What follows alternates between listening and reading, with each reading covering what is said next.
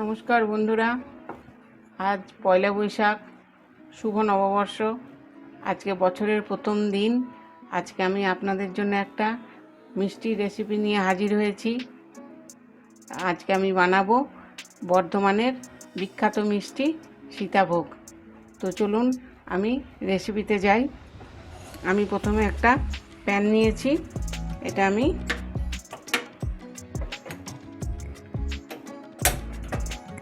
বসিয়ে দিলাম। গ্যাসটাকে আমি মিডিয়াম রেখে দিলাম।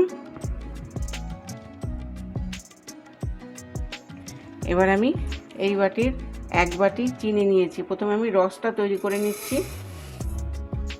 এবারে আমি এই বাটিরই মাপ করে 1.5 বাটি জল দিয়ে দেবো। 1.5 বাটি জল আমি দিয়ে দিলাম।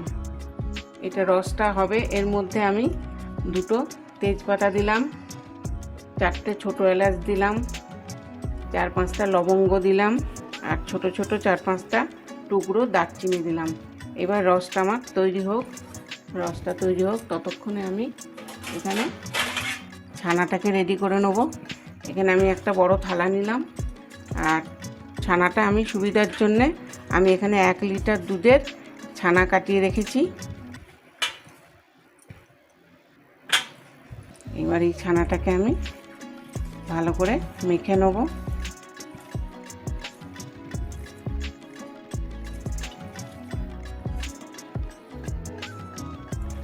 খুব ভালো করে ছানাটাকে আগে মাখতে হবে।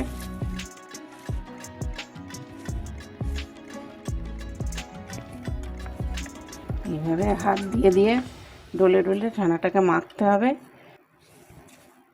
হাতের এই জায়গাটা দিয়ে ছানাটাকে মাখতে হবে। একদম ছানাটা প্লেন হয়ে যাবে। অনেকটা নরম হয়ে এসেছে আমার ছানাটা। 5-7 মিনিট মাখলেই ছানাটা রেডি হয়ে যাবে। এবার আমি এর মধ্যে কিছু জিনিস মেশাবো। আমি এখানে কিছুটা ছানা ছড়িয়ে রাখছি নিকুতির জন্যে। এবার এর মধ্যে আমি 2 চামচ চালের গুঁড়ো দিচ্ছি, সামান্য একটু চিনি দিলাম। আমি এখানে দিয়ে দিলাম 1/2 চামচ মতন ঘি। নিকুতির ওখানেও আমার ঘি লাগবে, আমি একবারে দিয়ে দিলাম। এখানে আমি 1 চিমটে নুন দেবো, আর এই রসটাতেও আমি 1 চিমটে নুন দিলাম, আর নিকুতিতেও আমি 1 চিমটে নুন দিলাম। এবার এটাকে আমি ভালো করে মাখবো। আমি এটা আমার নিজের স্টাইলে করছি। যদি আপনাদের অন্য রকম করে করতে ইচ্ছা হয় আপনারা করবেন, আর যদি মনে করেন যে আমার এই নিয়ম অনুযায়ী করেন তাহলে আশা করি ভালো হবে মিষ্টিটা।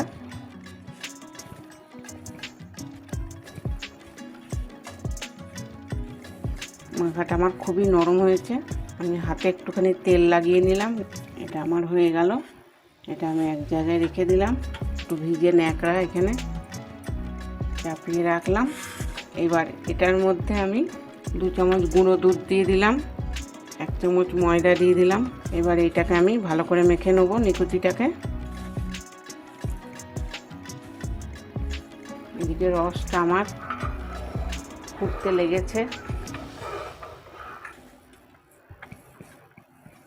ওইটা যেমন মাখলাম এটাকেও ঠিক ওইভাবে ভালো করে মেখে নিতে হবে। খুব অল্প একটু বেকিং পাউডার আমি এখানে দিলাম। বেকিং পাউডারটা দিয়ে আবার একটু ভালো করে মেখে নিলাম। আমি এবার এখান থেকে নিকুতির ছোট ছোট বল করব। এরকম ছোট ছোট বল আমি করে নিলাম। এরকম লম্বা লম্বা করে রেখে দিলাম। আপনারা গোলও করতে পারেন, আমি লম্বা করলাম। যার যেমন ইচ্ছা শেপ দেবেন। আমার এগুলো হয়ে গেল। এবারে আমি একটা ঢাকা দিয়ে এখানটা রেখে দিলাম। এবার আমি রসটা আমার ফুটছে। এবার গ্যাসটা আমি একটু বাড়িয়ে দিলাম।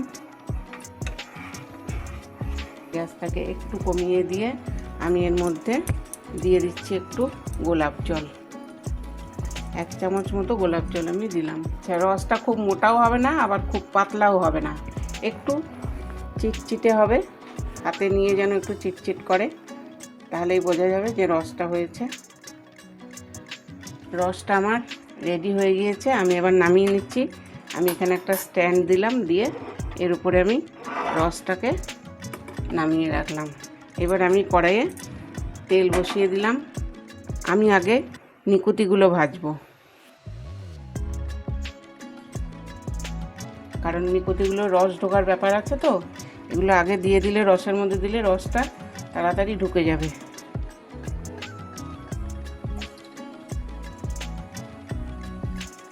এটা খুব কম আঁচে ভাজতে হবে, একদম লো ফ্লেমে এটাকে ভাজতে হবে, নাহলে ওপরটা পুড়ে যাবে, ভেতরটা ভাজা হবে না। আস্তে আস্তে আমার এটা লাল হতে লেগেছে। এইভাবে আস্তে আস্তে ঘুরিয়ে ঘুরিয়ে ঘুরিয়ে ঘুরিয়ে দিলেই এটা চারিদিকে লাল হয়ে যাবে, একদম লো ফ্লেমে। এগুলো আমার প্রায় হয়ে এসেছে। তো বন্ধুরা, আমি আজকে খুব সহজ পদ্ধতিতেই আপনাদের এটা দেখাচ্ছি।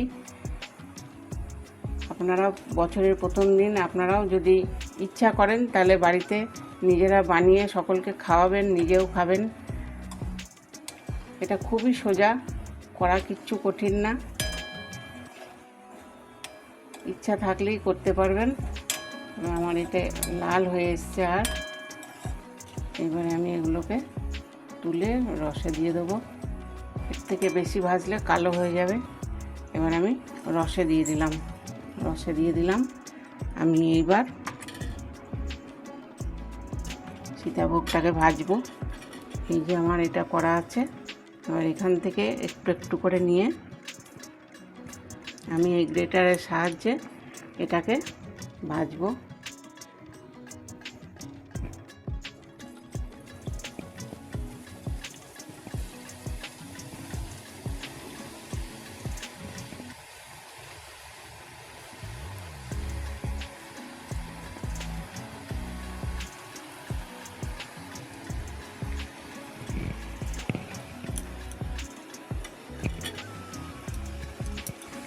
এটাকে খুব বেশি ভাজা চলবে না, খুব তাড়াতাড়ি তুলে নিতে হবে।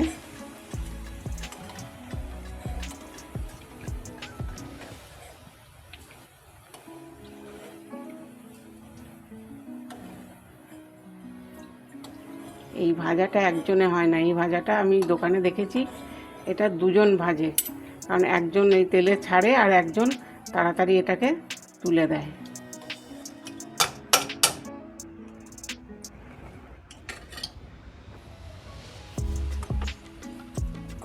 এইভাবে আমি সব কটাকে ভেজে এবারে তুলে নিলাম। আমি গ্যাসটাকে অফ করে দিলাম।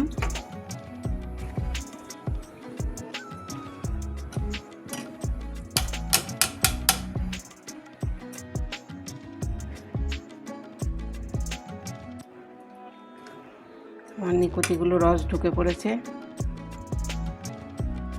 একদম নরম হয়ে গিয়েছে নিকুতিগুলো।